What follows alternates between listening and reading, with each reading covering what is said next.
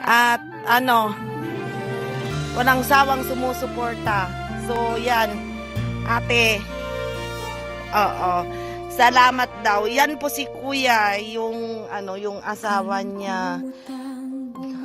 Hindi po siya nakakapaghanap buhay. Kaya on the spot po tayong nagbigay ng tulong dito sa Barangay San Vicente. So, ate, pagpasensyahan nyo na yan, mayroong kunting gatas yan, mga bigas at saka. Oo, kasama namin si Ate Daisy Reyes. At saka galing din kami dyan kay Tioy, nagbigay din ng tulong ngayon. So, isusunod namin yung 3 pamilya na natira dito. Sa 20 siguro.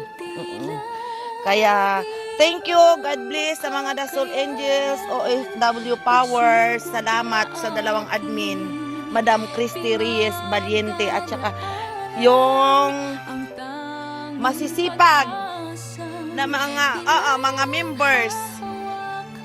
Ayan. God bless sa ating may ukanoy. Aglakla ko kayo kanuna. Ay. Hindi pa napusing. Ne?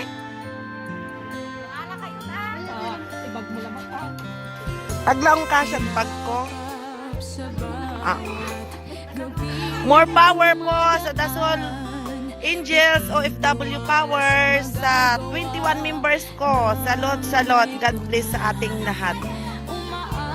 Ayan, ang tangkoy. Iga ba yung tangkoy? Ato ti tangkoy da kanuna.